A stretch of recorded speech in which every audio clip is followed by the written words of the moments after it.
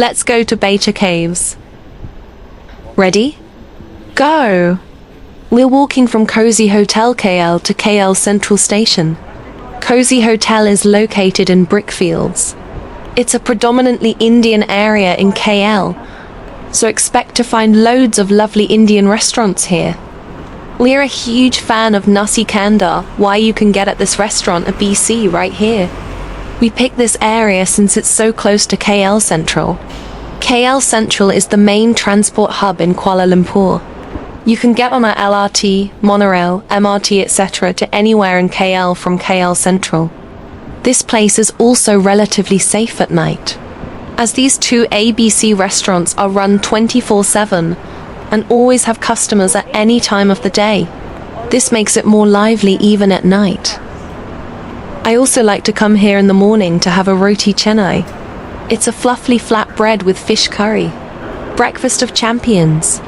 They've also got other dishes aside from nasi kandar and roti chennai. You can get a lovely plate of nasi lemak, which is Malaysia's national dish of sorts.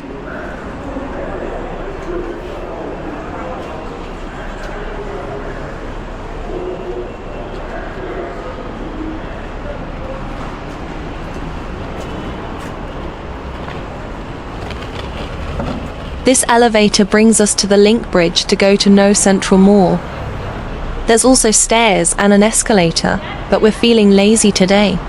Besides, we want to show you the quickest route.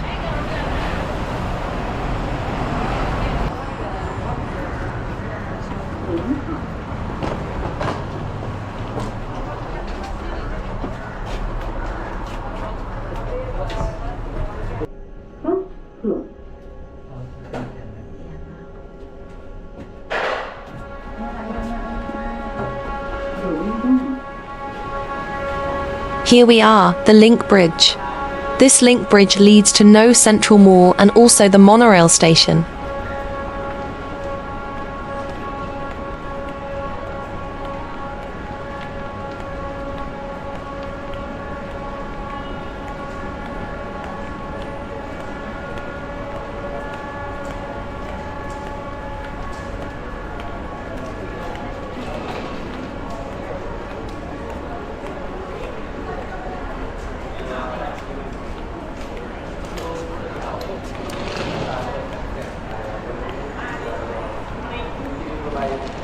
We're now entering Nu Sentral Mall. It only takes 2 minutes to get from here to the KL Sentral Station. Don't believe me? I've added a timer.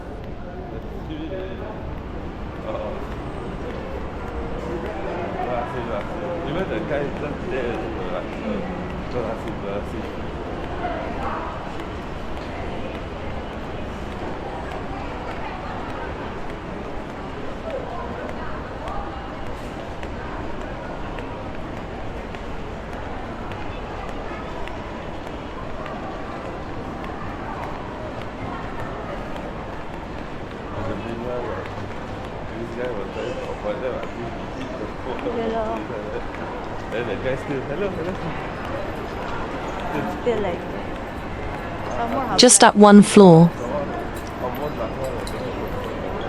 Go up?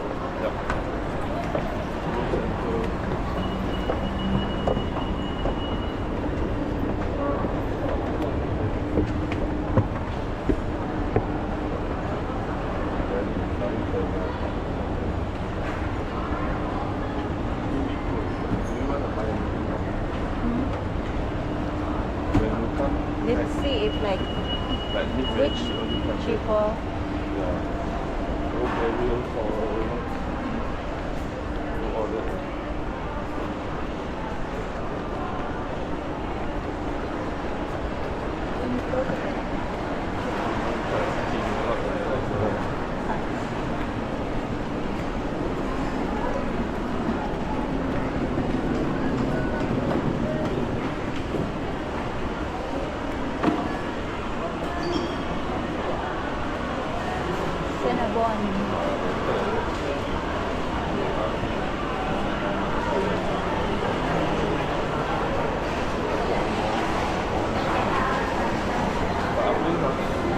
Once you're past these snack kiosks, you enter KL Sentral Station.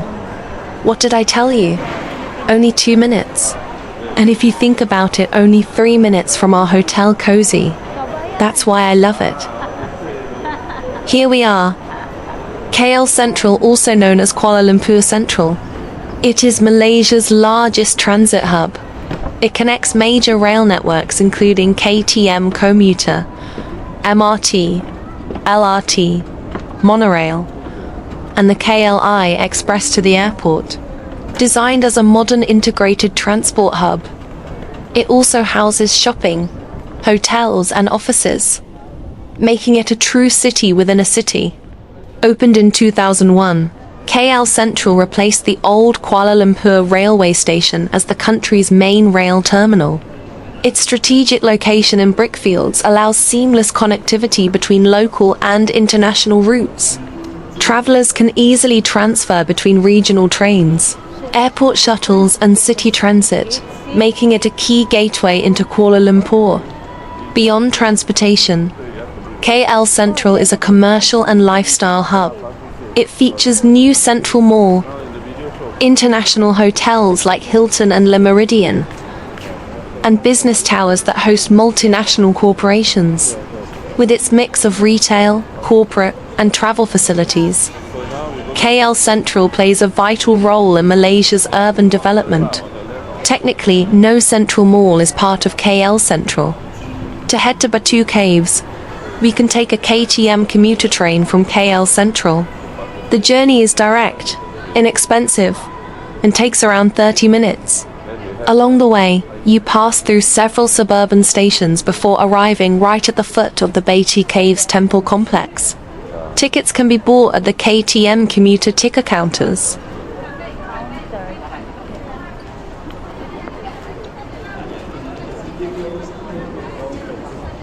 Batu Caves is only 8 stations away from KL Sentral via the KTM commuter. The schedule is also available online. It's only ringgit 260. This is around 60 cents US. The KTM ticket counter staff are helpful, and they will answer any questions you have. They can speak both English and Malay. Here I am speaking in Malay.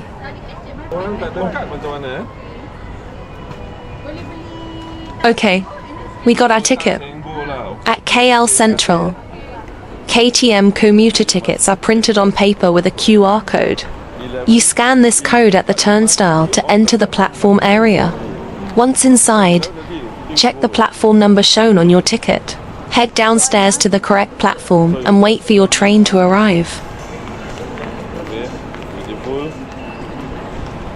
This is the KTM commuter station entrance. Okay, our train will arrive in a few more minutes. It's time for us to enter the station and head down to the platform. So we scan the QR code of our ticket on the turnstile scanner. Then the barriers open and we waltz right in. Then we head to our platform, which is platform 5 on the right over there. You can take the stairs or the escalator down to the platform. Everything is built with convenience of passengers in mind.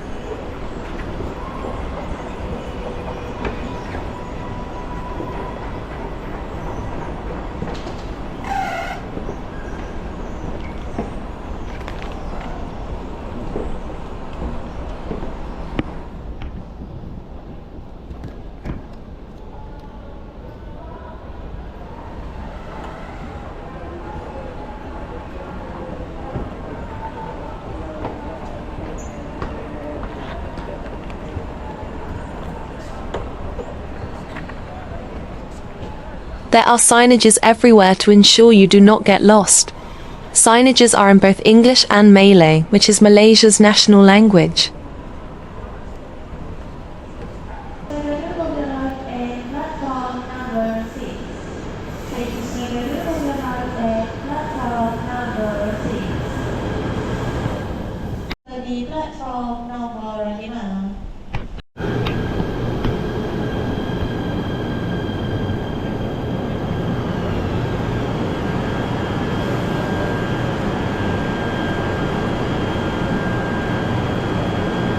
Our train has arrived. The doors slide open and we enter. Inside, the KTM Komuter train is spacious with rows of blue cushioned seats lining the sides, leaving room in the middle for standing passengers. Overhead handles and poles provide support, while large windows offer views of the city during the ride. Gonna turn off the camera and enjoy the ride. Be right back.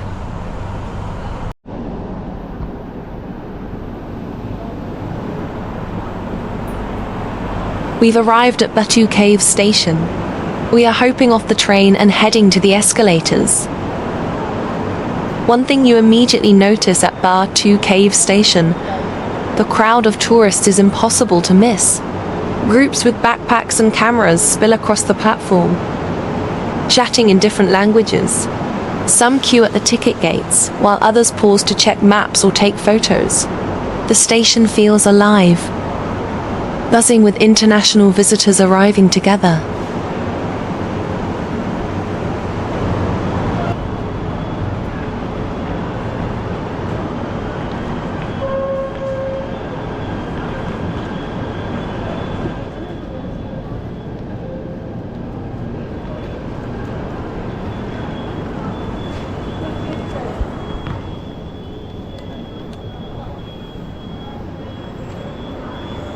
Time to get our ticket ready. We scan the QR code on the turnstile just like we did earlier at KL Sentral. The barriers click open and we walk through to exit the station. Around us, tourists hurry along, some rushing toward the temple while others pause for photos.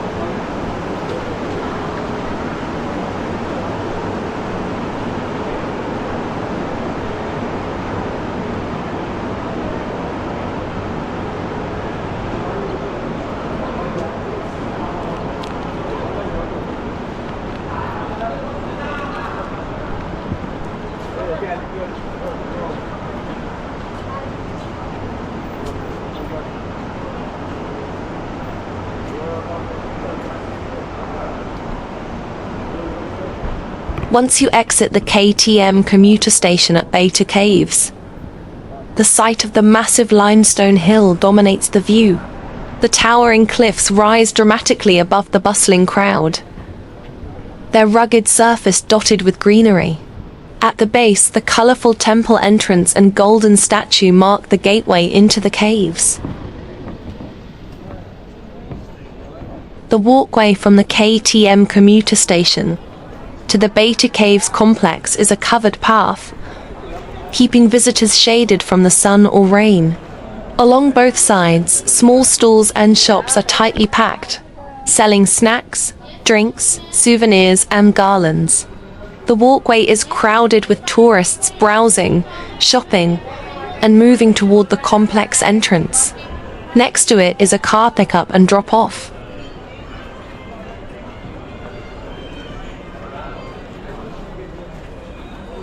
As you enter the Batu Caves complex, the first thing you notice is the entrance to the Ramayana Caves.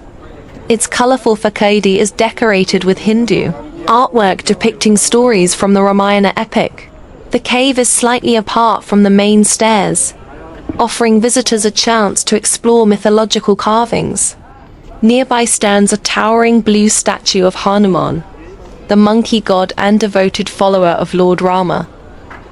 The statue's immense size is striking, easily seen from afar.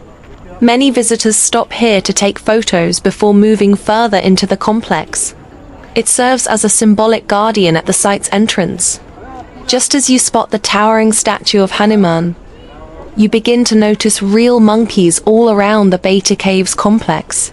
They climb across railings, hop between trees, and mingle freely with visitors, creating a lively and sometimes surprising atmosphere. The monkeys thrive here because tourists often feed them snacks and fruits. Living on the limestone cliffs, they have made the temple grounds their home.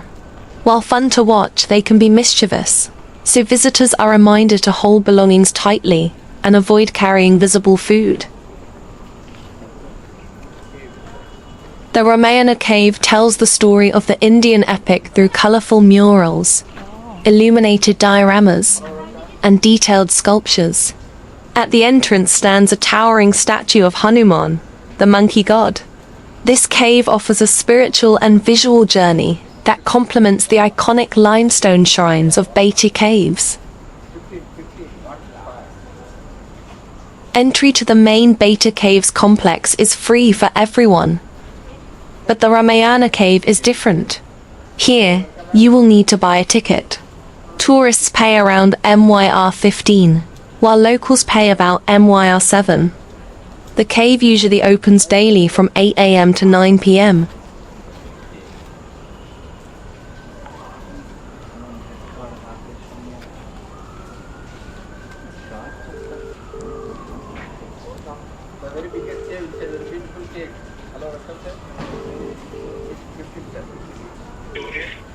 Pro tip: no need to see the Ramayana cave if you are only visiting Batu Caves for the iconic rainbow staircase and the main temple. The entrance requires a small fee. And for many travelers, the main attractions outside are already impressive enough without exploring another side cave. The lighting inside is also dim, and the statues may feel a little dated.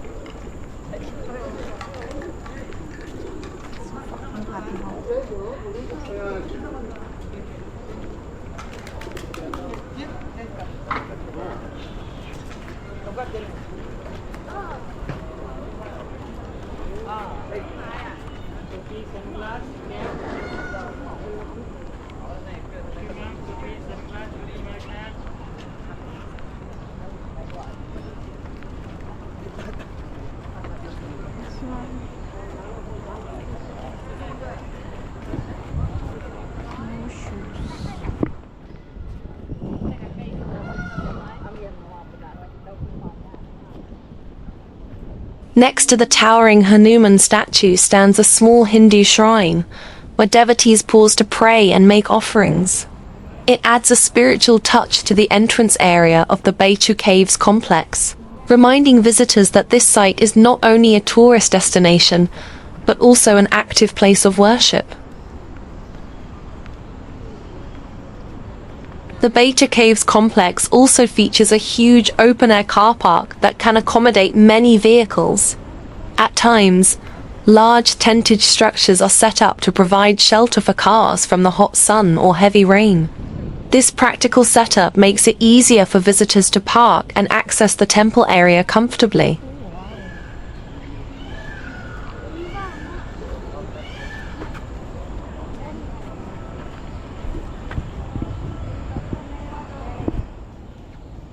At the Batu Caves complex, there is also a striking eagle statue that catches the eye.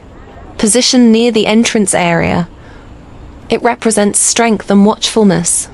Many visitors pause to admire and photograph it, as the statue adds another distinctive landmark to the already colorful and vibrant surroundings of Batu Caves.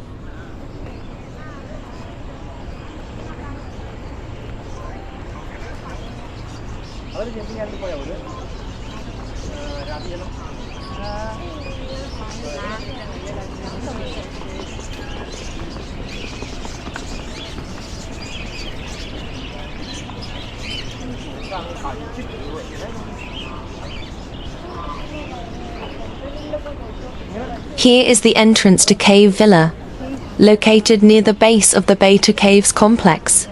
Many visitors walk past it without noticing, but it offers a cultural space that feels calmer than the busy main staircase. The entrance is modest, yet inside you will find a surprisingly detailed experience. To enter Cave Villa, you'll need to buy a ticket. Foreign visitors usually pay about RM15, while locals enjoy a lower rate. Payment is taken in cash. The cave is open daily from around 9 a.m. to 5 p.m., giving travelers plenty of time to explore. Inside, Cave Villa greets you with koi ponds, gentle waterfalls, and small garden paths that create a peaceful atmosphere. As you continue, corridors reveal colorful murals, statues, and dioramas that bring Hindu mythology to life. It is a quieter attraction, offering cultural detail compared to the grandeur of the main temple cave. It is best to visit Cave Villa after climbing the main Batu Caves staircase. The long hike can be tiring, and this space is perfect for relaxing and reflecting. Inside, the air feels cooler, and the slower pace allows you to rest while enjoying the displays and tranquil surroundings. Pro tip: save Cave Villa for after your Batu Caves climb. The koi pond, with its colorful fish and calm surroundings, feels especially rewarding once you have finished the long hike up the rainbow staircase. The cooler air and slower pace make it the perfect spot to relax and reflect.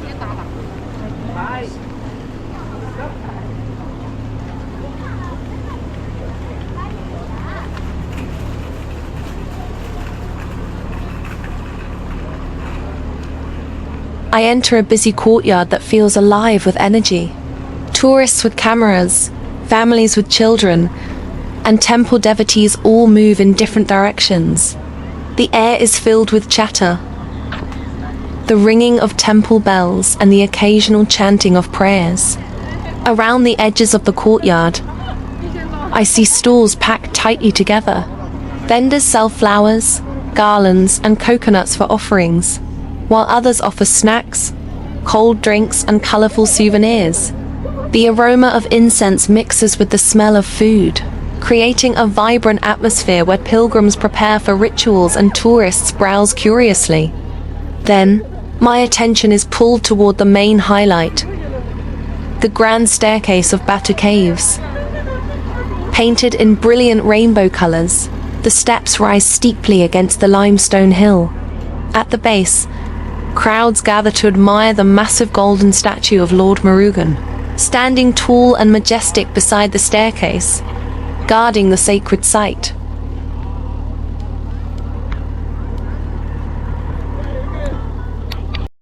The massive golden statue of Lord Murugan stands directly in front of the rainbow staircase at Batu Caves. At 42.7 meters high, it is the tallest statue of a Hindu deity in Malaysia. Its shimmering gold surface makes it an unmissable landmark, visible from far beyond the temple grounds.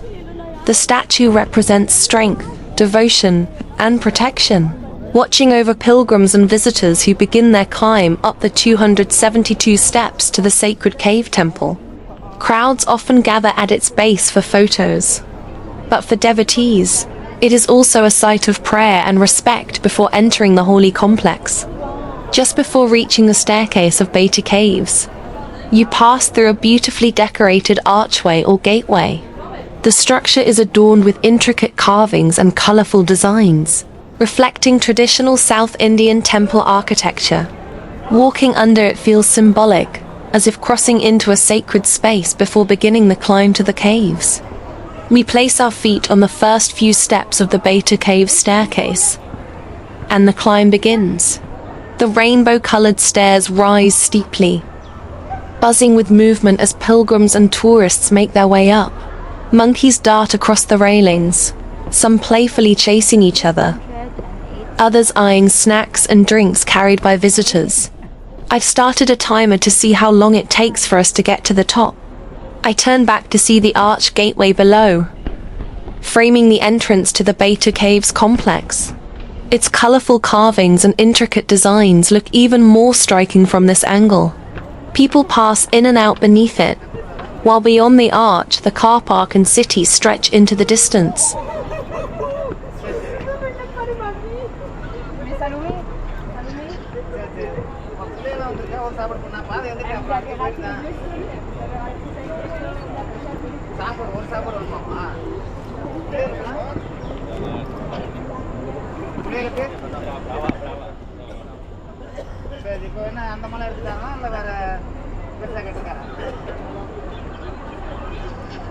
As I turn back and look behind, I can already see far into the city, even though I am still only at the bottom steps of the Batu Caves staircase.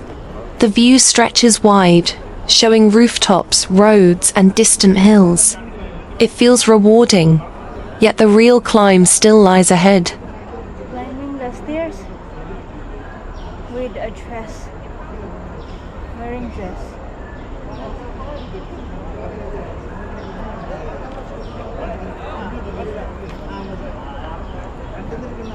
It's funny seeing tourists bring their kids to climb the Batu Cave steps.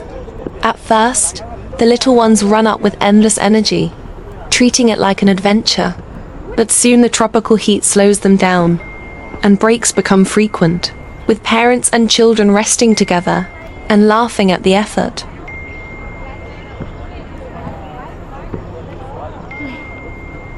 It is sad to see people littering at Batu Caves. Empty bottles, food wrappers, and plastic bags sometimes end up on the steps or scattered around the courtyard.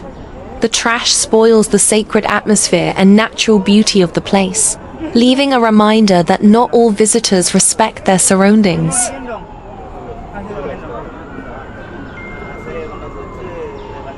As I turn back on the staircase, the view of the city stretches wide into the distance, with rooftops and roads looking small beneath the horizon. At the same time, I notice an Indian man climbing steadily with a large parcel balanced on his head, an impressive display of strength and determination. His calm expression shows experience, as if carrying such heavy loads up these steep steps is part of his everyday life.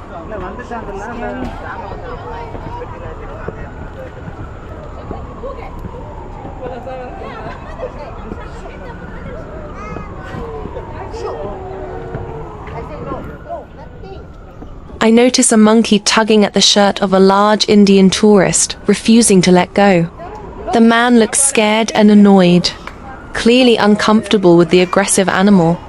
The scene is comical because his size makes him look powerful, yet the small monkey dominates the moment with bold determination.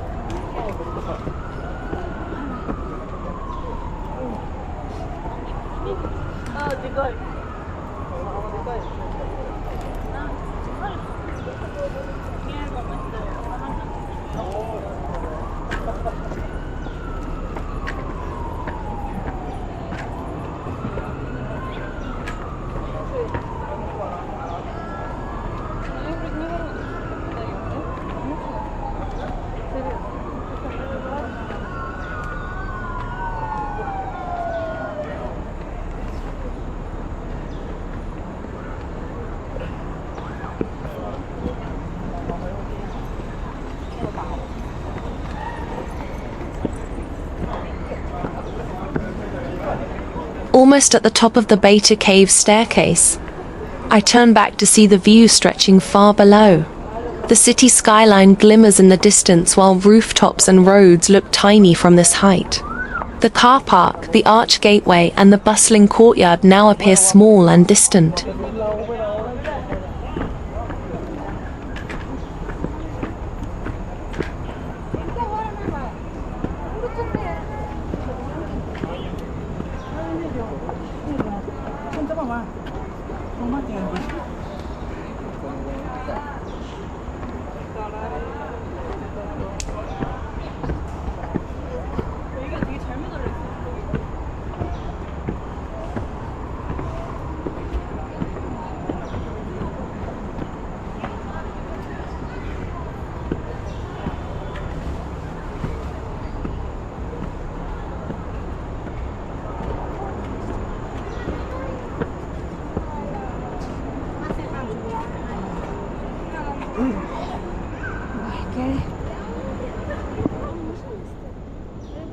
Wow, amazing. I can see the man with the parcel on his head is already far ahead of me on the Batu Caves staircase. He climbs steadily without slowing, balancing the heavy load with surprising ease. Watching his determined pace makes my own climb feel slower, but also strangely inspiring.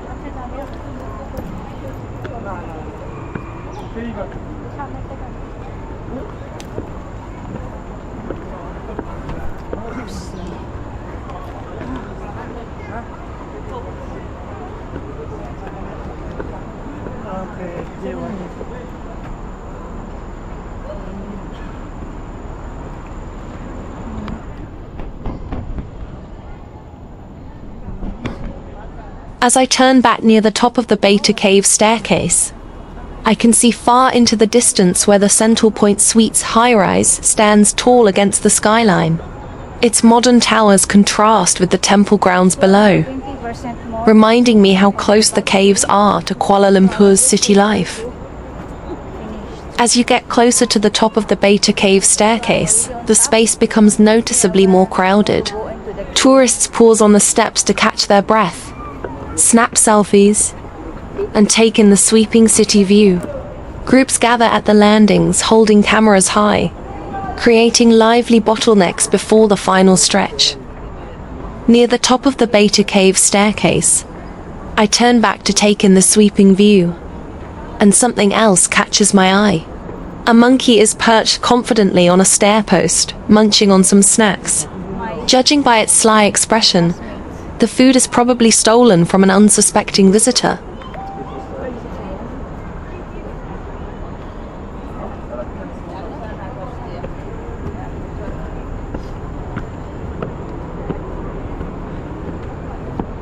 I'm now right at the top of the Batu Cave staircase, and it has taken me almost 9 minutes to get here. Turning back, the view is breathtaking.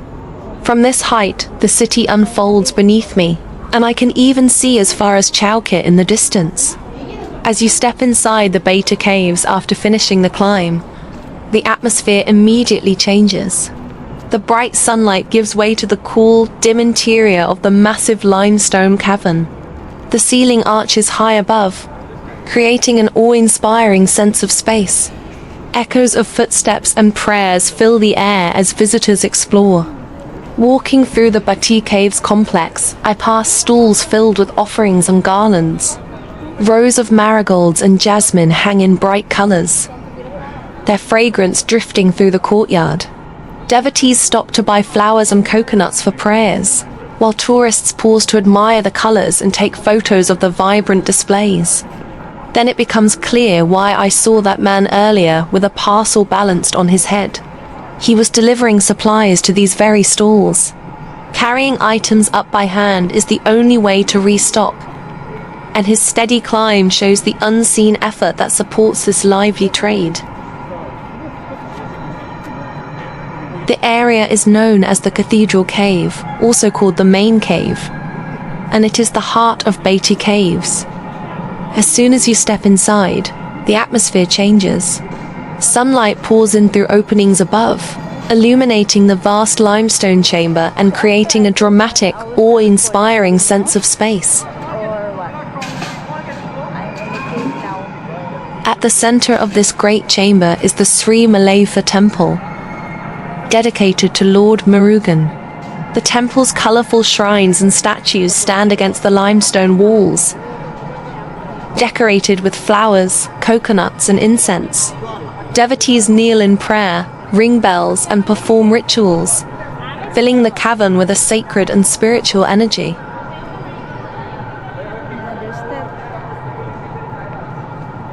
The cave feels alive with sound. The echoes of chanting, the clanging of bells, and the footsteps of visitors mingle with the flutter of pigeons circling high above. Pilgrims arrive with offerings, while tourists capture the moment on camera. The space becomes both a holy sanctuary and a bustling gathering place. The very first Hindu temple inside Batu Caves was built in 1891 by an Indian trader named K. Dambusami Pillai, inspired by the natural shape of the cave entrance, which resembled Lord Murugan's spear. He dedicated the temple to the deity. This marked the beginning of Batu Caves as a major Hindu pilgrimage site, especially for Thaipusam celebrations that draw thousands of devotees each year. Yes, you can hear a rooster at Batu Caves. Its call echoes through the cavern, mixing with the sounds of bells and chanting. The rooster often roams freely near the temple shrines, adding to the lively atmosphere. It feels unusual, yet somehow fitting in this vibrant, sacred environment.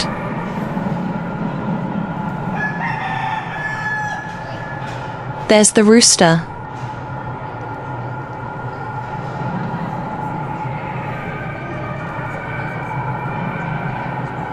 Branching away from the main cave are smaller chambers tucked into the limestone hill. Some contain additional shrines, quieter corners where prayers continue away from the crowd. Others remain closed to preserve their natural state. In total, the Batu Cave system holds about 20 caves, stretching deeply within the formation. Among these hidden spaces lies the Dark Cave, stretching more than 2 kilometers inside the hill. Only a portion is accessible to guided tours, where visitors walk with headlamps along rocky paths. The deeper sections are restricted, protecting the fragile underground world that remains untouched by the flow of tourists. Inside the Dark Cave thrives a unique ecosystem. Bats roost on the ceiling, while rare spiders, crickets, and insects scuttle across the floor. The air is humid and heavy, with the sound of dripping water echoing endlessly. The experience is raw and natural, contrasting sharply with the shrines of the main cave. From the main cave at Batu Caves, a smaller set of stone steps leads further up into another section of the limestone hill. These stairs feel steeper and narrower, winding between rugged rock walls. Pilgrims and visitors climb slowly, pausing to admire shrines, while pigeons flutter around the open ceiling.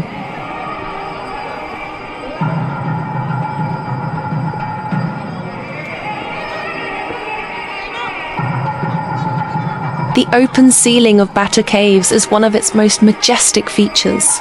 Sunlight streams through the wide limestone opening, casting natural beams across the shrines and stone floor. Looking upward, the rugged cliffs rise high above, dotted with greenery. The sheer scale creates a dramatic, cathedral-like sense of wonder.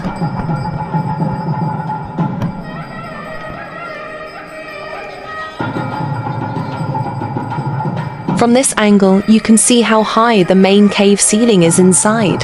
Batu Caves. The limestone vault rises nearly 100 meters above the ground, creating a sense of grandeur.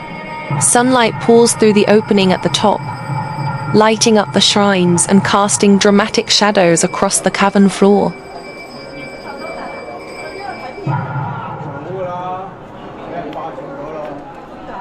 At the far end of Batu Caves, after climbing the smaller stone steps, you reach a shrine set beneath the open limestone ceiling.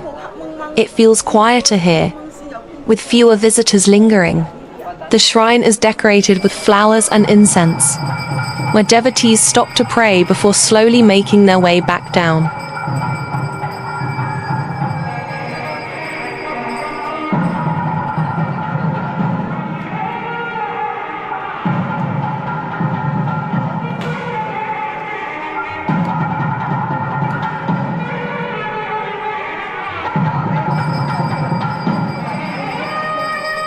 There are many devotees at the shrine today, and I wonder why.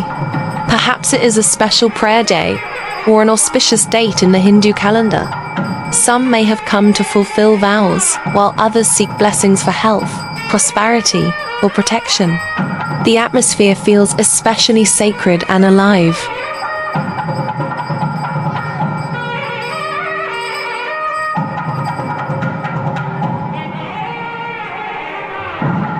What makes Batu Caves extraordinary are its geological formations. Over millions of years, dripping water carved the limestone into dramatic stalactites, stalagmites, and columns. Flowstones and curtains decorate the walls with intricate patterns. These formations remind visitors that Batu Caves is not only a sacred Hindu site, but also a geological wonder of nature.